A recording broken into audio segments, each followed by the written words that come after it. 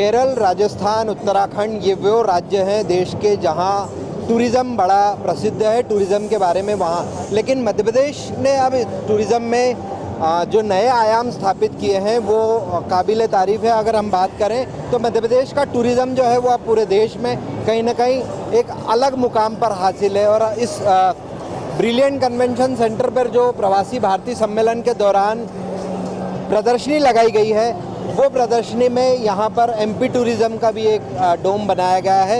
इस डोम में MP tourism के बारे में किस तरह की क्या क्या व्यवस्थाएं हैं, ये सब जानने के लिए हमारे साथ यहाँ पर विभाग के अधिकारी भी मौजूद होंगे। वे भी बताएंगे कि क्या, क्योंकि मध्य प्रदेश जो है वो टाइगर स्टेट, लेपर्ड स्टेट और अब कूनों में चीता आने के बाद आकर्षण का केंद्र बन गया है। कूनों में चीता के बाद जो है वो मध्य प्रदेश में टूरिज़्म को कहीं ना कहीं बढ़ावा मिलेगा और इसका जो आकर्षण है वो कहीं ना कहीं पर्यटकों को अपनी ओर आकर्षित करेगा। यहाँ पर जो भीमबेटका की जो चट्टानें हैं, उसके अलावा कई और ऐसे स्थान हैं मध्य प्रदेश में जो अपने आप में एक अलग स्थान रखते हैं और मध्य प्रदेश के पर्यटन को कहीं ना कहीं एक नई ऊंचाइयाँ दे रहे हैं। हमारे साथ मौजूद हैं विभाग के अधिकारी, हम उनसे जानेंगे कि क्या कुछ मध्य प्रदेश में है देखने के लिए, जो प्रवासी भारतीयों को आप बताने के लिए यहाँ मौजूद हैं। मध्य प्रदेश जो कि हम जानते हैं कि भारत का हृदय प्रदेश है और यहाँ देखने और दिखाने के लिए बहुत कुछ है। और जब हम बहुत कुछ कहते हैं तो उसका ये मतलब है कि हर क्षेत्र में हम आपको मैं संक्षिप्त में मैं बताऊंगा कि वाइल्ड लाइफ के क्षेत्र में हम टाइगर स्टेट ऑफ इंडिया हैं, आपको मालूम है। हम लेपर्ड स्टेट ऑफ इंडिया हैं। हम अभी चीता स्टेट ऑफ इंडिया हो गए हैं, जो कि माननीय प्रधानमंत्री महोदय के द्वारा वल्चर को लेकर भी हमारे पास वल्चर स्टेट ऑफ इंडिया भी कह सकते हैं आप, बिकॉज वल्चर की जो सबसे ज़्यादा डेंसिटी है वो हमारे मध्य प्रदेश में है। घड़ियाल स्टेट है हमारा प्रदेश। तो ऐसे बहुत सारी चीज़ें हैं जो हम देखें अगर वाइल्ड लाइफ में ये है। उसके अलावा मध्य प्रदेश में हम सभी जानते हैं कि यूनेस्को के वर्ल्ड हेरिटेज साइट 3 हैं। खजुराहो है, सांची है, भीमबेटका है। आपने क्या प्रदर्शनी के माध्यम से क्या बताने का प्रयास किया? हाँ, प्रदर्शनी के माध्यम से हम ये बताना चाह रहे हैं कि मध्य प्रदेश, हालांकि हमारे पास इतना कुछ है दिखाने और बताने के लिए, इस छोटी सी जगह में संभव नहीं है। हमने कोशिश ये की है कि हम हर एस्पेक्ट को, हमारे जो जितने भी हमारे मुख्य आकर्षण हैं उनको थोड़ा थोड़ा दिखाएं। सबसे बड़ी चीज़ तो अभी जो हमारे माननीय प्रधानमंत्री महोदय ने जिसका लोकार्पण किया है, महाकाल लोक उज्जैन में, वो महाकाल बाबा का दरबार पहले से था। अभी महाकाल लोक को इतना बृहद बना दिया गया है। लाखों पर्यटक प्रतिदिन आ रहे हैं। बिल्कुल सही बात है और ये संख्या निरंतर बढ़ती जा रही है। तो हम वो दिखा रहे हैं यहाँ पर। हम यहाँ अपना जो टाइगर स्टेट ऑफ इंडिया है, हमारा वाइल्ड लाइफ जो स्ट्रॉन्गेस्ट टूरिज़्म अट्रैक्शन है, हम उसको दिखा रहे हैं। उसके बाद हम नेचर टूरिज़्म में भी दिखा रहे हैं। भेड़ाघाट को दिखा रहे हैं, जो मार्बल रॉक्स हैं। जो भेड़ाघाट के बारे में बात करें तो ये हमारा, अगर पर्यटन के लिहाज से बात करें तो सबसे आकर्षक में से एक कहा जा सकता है। बिल्कुल बिल्कुल बिल्कुल। दुनिया के बहुत गिने चुने आकर्षणों में से एक ही है। इतनी मार्बल की इतनी बड़ी बड़ी चट्टानें और उसके बीच में से नर्मदा जी का बहता हुआ पानी, वहाँ बोटिंग की सुविधा, बाकी सारी चीज़ें भी। जैसे हम जानते हैं कि हमारी जो लाइफ लाइन है प्रदेश की, नर्मदा जी, तो वो उनका जितने भी रिवर बैंक हैं, जितने भी नदी के किनारे हैं, सब जगह रिलीजियस बहुत ज़्यादा उसका महत्व है। वो हमने दिखाने की कोशिश की है।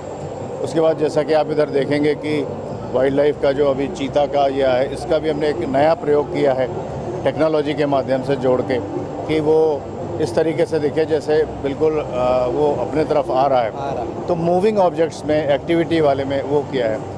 आप और दिखाता हूँ मैं आपको। ये ग्वालियर हमारा, जैसे कहते हैं ना कि जो सिटी ऑफ म्यूज़िक है, और ग्वालियर फोर्ट जो है, तो जैसा कहा जाता है ग्वालियर फोर्ट के बारे में कि बाकी तो सब है, लेकिन ये तो सबसे बड़ा एक अट्रैक्शन है जो फोर्ट का है। आप देख रहे हैं आगे खजुराहो को। तो खजुराहो एक ऐसा हमारा यूनेस्को वर्ल्ड हेरिटेज साइट है जिसको हमने यहाँ कोशिश की 3 डायमेंशन में दिखाने की।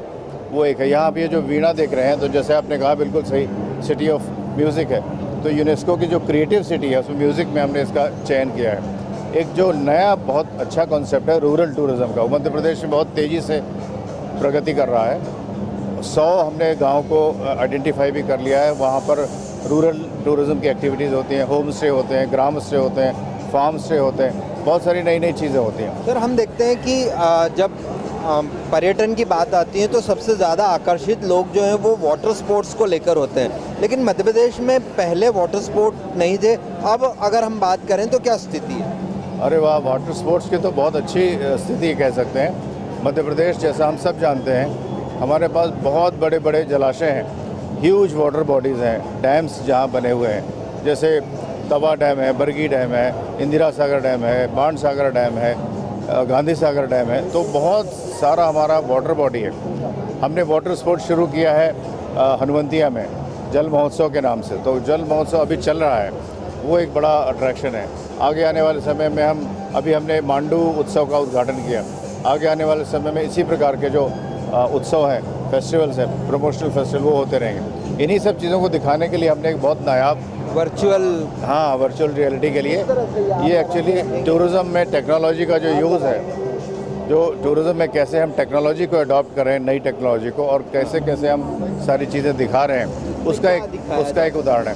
इसमें एक 8-10 कैमरों के मदद से फोटोग्राफी की जाती है, तो इसको इमर्सिव एक्सपीरियंस बोलते हैं। ऐसे लगता है कि हम खुद वहाँ खड़े हैं। अब हम चारों तरफ जब सिर घुमा के देखते हैं तो हमको 360 डिग्री का वो परिदृश्य दिखाई देता है। तो उसको देखने से जो अनुभव होता है वो एकदम ऐसा लगता है कि वास्तविक में आप वहाँ पहुँच गए। लेकिन अगर हम बात करें, टाइगर स्टेट हो गया, लेपर्ड स्टेट हो गया, वर्चुअल स्टेट, उस पर भी बात कर ली, अब हम चीता भी ले आए, लेकिन उसके बाद भी क्या ऐसा लगता है आपको कि मध्य प्रदेश दूसरे जो पर्यटन राज्य हैं उनसे और बेहतर की ओर बढ़ रहा है? बिल्कुल बिल्कुल, हमारा प्रयास है, पूरे प्रशासन का, शासन का प्रयास है, और हम ये जानते हैं कि हम we are going on the right direction. तो हम अच्छा प्रयास कर रहे हैं, और इसमें सबसे बड़ी चीज़ ये है कि शासन का जो सबसे ज़्यादा सहयोग है, लोकल कम्युनिटीज़ का सबसे ज़्यादा सहयोग है,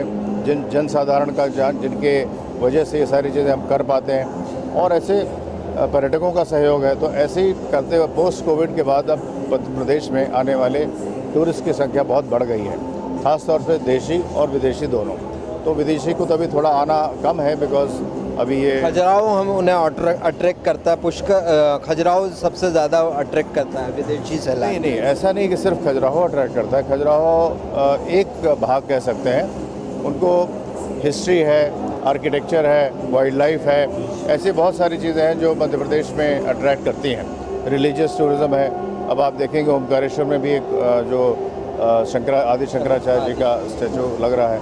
ऐसी बहुत सारी चीज़ें हैं जिसमें वो अट्रैक्ट होकर आते हैं। जैसे मैंने रूरल टूरिज़्म बताया आपको, उसमें भी अट्रैक्ट होते हैं। तो ऐसे बहुत सारे हमारे आयाम हैं जो उनको हम विकसित कर रहे हैं। बिल्कुल ठीक, जिस तरीके से पर्यटन ने यहाँ पर गैलरी स्थापित की है, जो यहाँ प्रवासी सम्मेलन में आने वाले लोग हैं उनको कहीं ना कहीं ये जो गैलरी है वो आकर्षित करती नज़र आती है।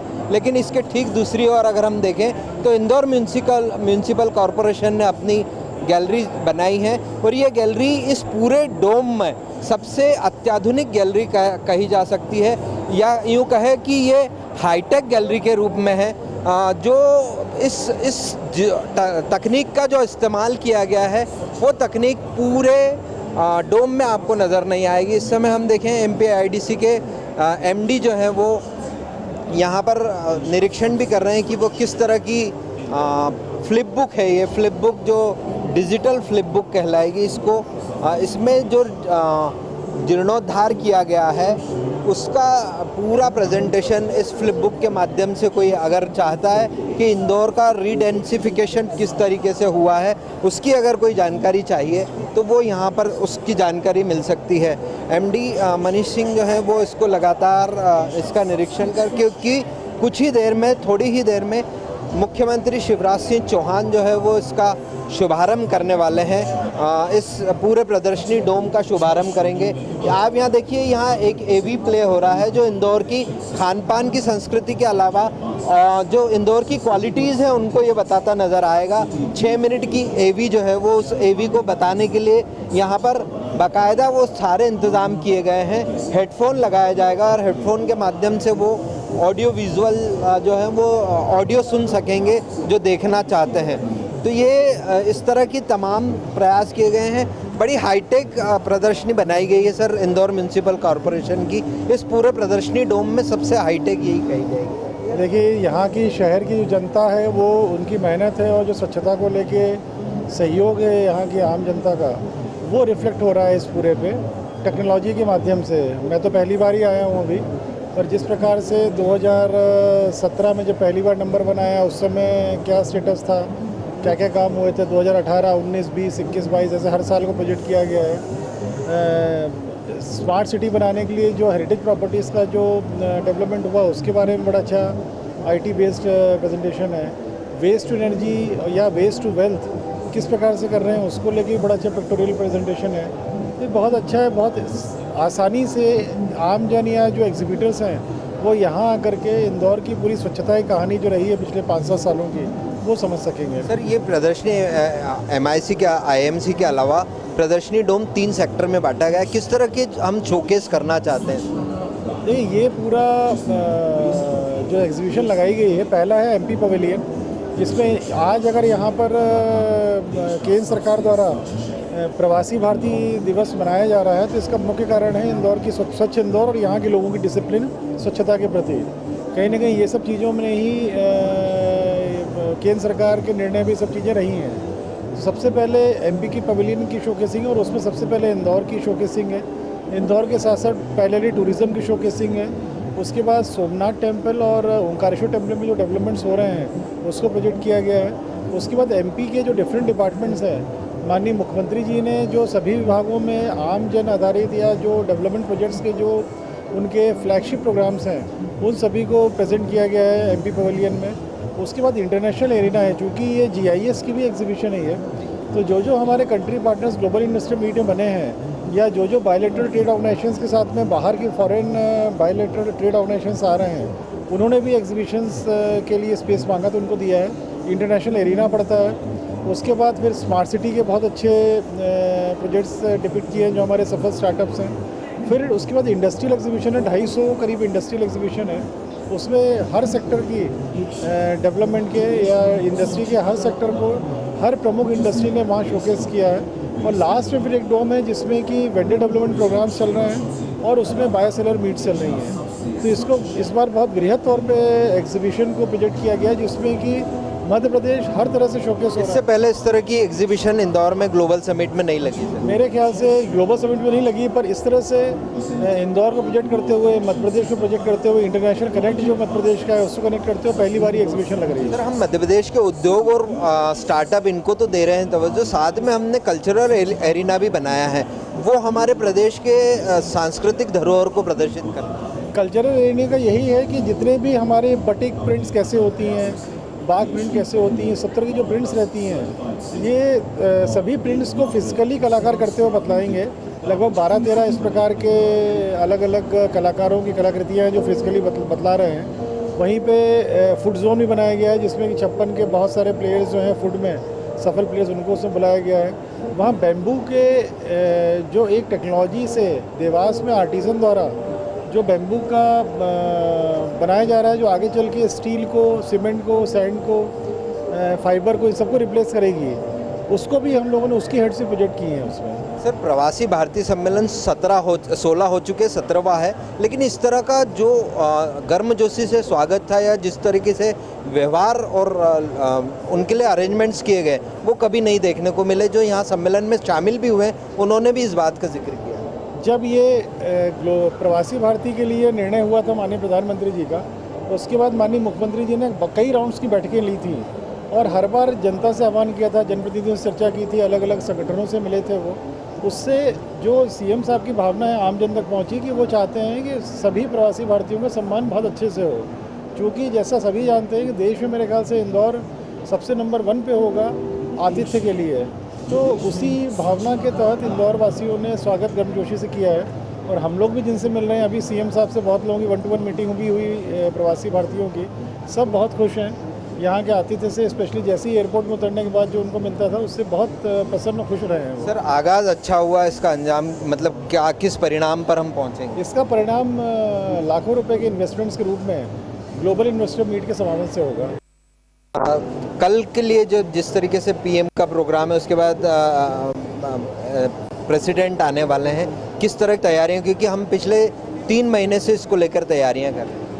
देखिए, जब प्रधानमंत्री जी का, राष्ट्रपति जी का जहाँ भी मूवमेंट होता है वहाँ हाईएस्ट लेवल की तैयारियाँ होती हैं। वो सभी तैयारियाँ बहुत बारीकी से होती हैं। इसमें सिक्योरिटी एंगल भी रहता है, सिक्योरिटी के हिसाब से भी होता है, प्लस गर्मजोशी की बात भी रहती है, और प्रोग्राम की रनिंग मिनट टू मिनट बहुत इंपॉर्टेंट होती है। सभी फ्रंट पे काम चल रहा है। सर पीबीडी के बाद हमारे सामने ग्लोबल इन्वेस्टर समिट है जो 11 और 12 को होना है, उसको लेकर किस तरह के डेलीगेट्स जो हैं वो अपना रुचि दिखा रहे हैं, और कौन कौन उद्योगपति देश के जो हैं वो इसमें? देखिए, सभी बड़े जितने भी ग्रुप्स हैं, बड़े मध्यम जितने भी ग्रुप्स हैं देश के, सभी जगह के उद्योगपति आ रहे हैं, प्रमुख उद्योगपति आएंगे, और उस दिन आप लोग देखेंगे उन सभी को। सभी ग्रुप शामिल हो रहे हैं और इंटरनेशनल पार्टिसिपेशन बहुत ज़्यादा होने वाला है। इस बार की ग्लोबल इन्वेस्टर समिट में खासियत रहेगी, हर बार हम लोग इंडस्ट्रियल इन्वेस्टमेंट को केवल फोकस करते थे। इस बार इंडस्ट्रियल इन्वेस्टमेंट के साथ साथ जो ट्रेड प्रमोशन होता है, हमारे एक्सपोर्टर्स कैसे ज़्यादा एक्सपोर्ट कर सकें और बाहर से क्या सामान इंपोर्ट के लिए आना चाहिए जिससे कि मध्य प्रदेश के लोगों को फ़ायदा हो, इस पर ही फोकस है। इसमें फॉरेन डेलीगेशंस बहुत आ रहे हैं, bilateral trade organisation, export promotion council, embassies के थ्रू बहुत सारी कोऑर्डिनेट किया है और बड़े अच्छा उत्साह है। 500-600 इस प्रकार के बाहर के लोग आ रहे हैं जो बहुत की रोल प्ले करेंगे यहाँ के ट्रेड को प्रमोशन करने में। बिल्कुल, जिस तरीके से ग्लोबल इन्वेस्टर समिट होने वाली है उसमें अभी तक हम देखते हैं कि देश के नामी उद्योगपति शामिल होते हैं, लेकिन ये जो आगामी ग्लोबल इन्वेस्टर समिट होने जा रही है वो कहीं ना कहीं एक इंटरनेशनल फेम देगी, और फेम देगी और पहुंचाएगी कि वो कहाँ, हमारा मध्य प्रदेश निवेश के मामले में कहाँ स्टैंड करता है। तो ये तैयारियां आपने देखी, और इंदौर म्यूनसिपल कॉरपोरेशन का जो हाईटेक गैलरी है उसको भी आपने देखा, और MPIDC के MD मनीष सिंह जो जिस तरह से बता रहे थे कि आने वाला समय जो है वो इंदौर ही नहीं मध्य प्रदेश के लिए गोल्डन समय होने वाला है। फिलहाल इतना ही। DGNR न्यूज़ पर बने रहिए। मेरे सहयोगी नीलेश करोसिया के साथ प्रवीण सावंत।